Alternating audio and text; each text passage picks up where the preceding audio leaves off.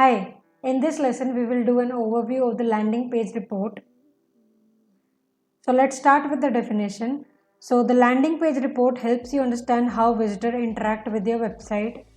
As we will know in the upcoming slides, the landing page report tells you about the new page that user lands on your website. So it shows the first page a visitor lands on when they visit your website. So like what I said before, and how many visitors land on each page. This information can help you identify which pages are performing well and which ones needs improvement.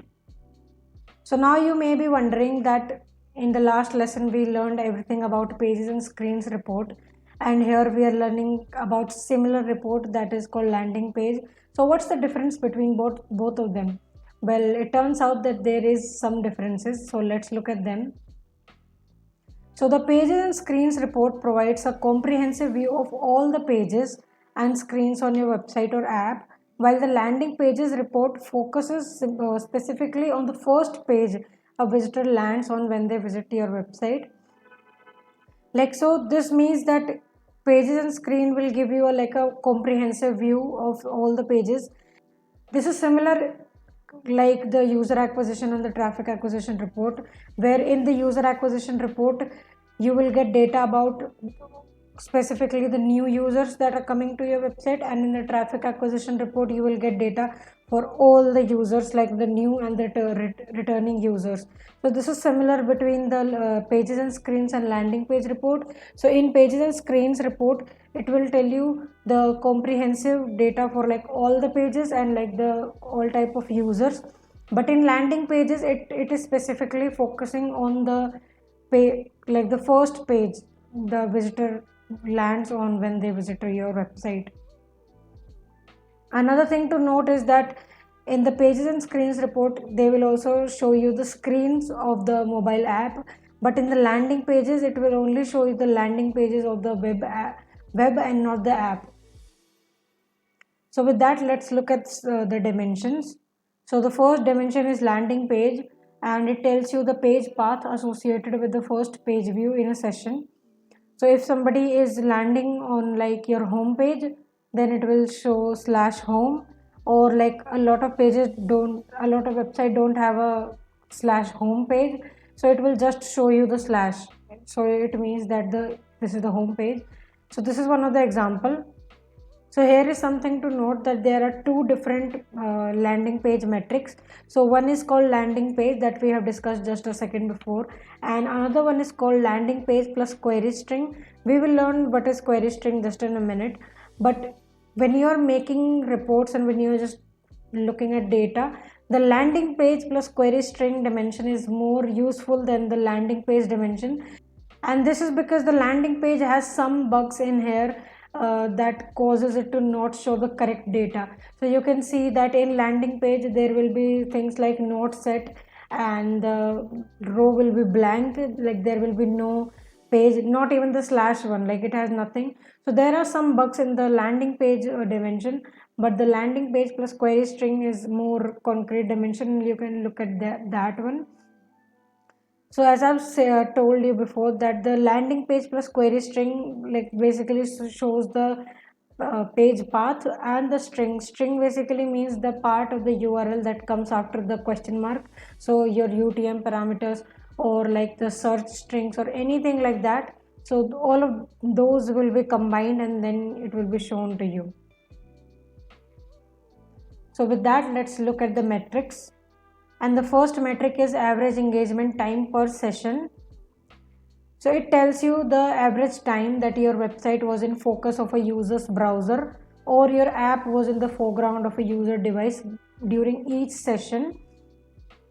So as you may notice that there are two different metrics here. One is called average engagement time and another one is called average engagement time per session.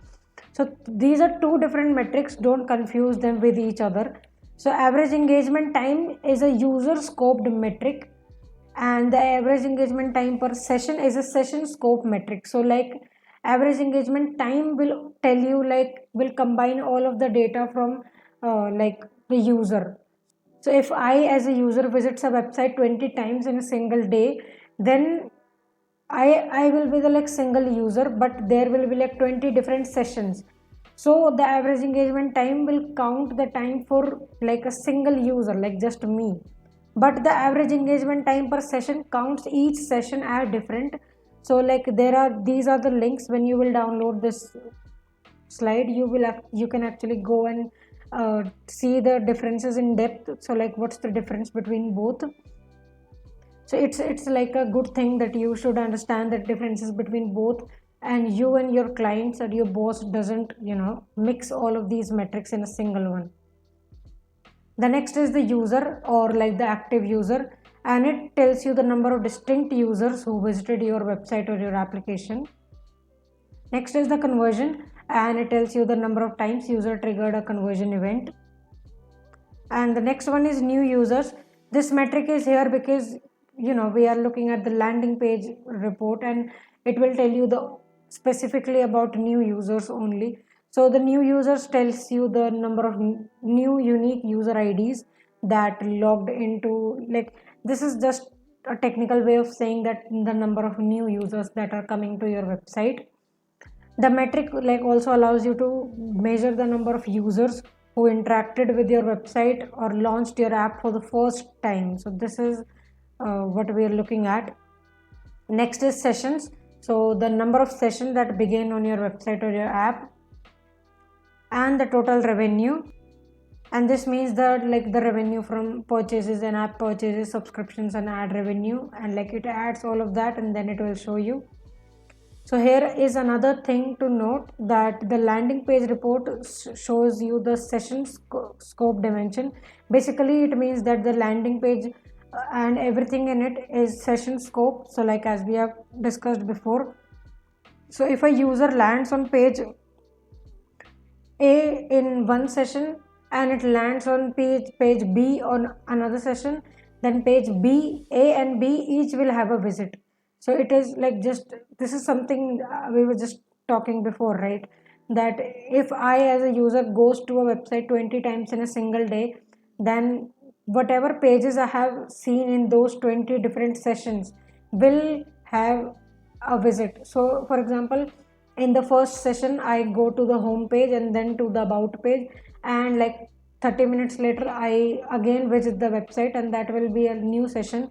So again 30 minutes after I go to the home page and then to the about page. So in both the sessions the home page will be like have two visits, and the about page also have two visits, because these are two different sessions. So this is something that we needed to note for this report. So with that, now let's look at the actual report.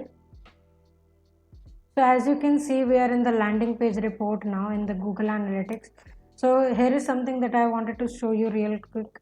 So this is that in the landing page you can see that there are some issues, like there is this note set, and this is like empty, it has like nothing in it. So these are some issues that you can see here in this dimension, that is landing page.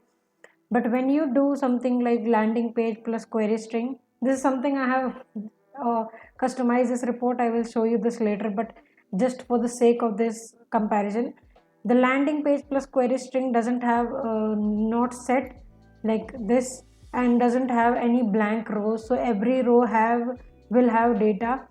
So like you can see, every row has data, and it also has these question mark, and so this is the query string part of the URL. So you can see that, and you can also see that there are no nodes set in the blank parameters. So this is how the landing page plus query string is more useful than just the landing page dimension. So here, as we have discussed, you will have the number of sessions, users, new users. I have also added bounce rate and like removed the metric like total revenue, because like I have already customized this a bit. But yeah, you will see all the metrics that we have discussed, and also average engagement time per session. So this is calculating by session, because this report is like session scope dimension, so that's why.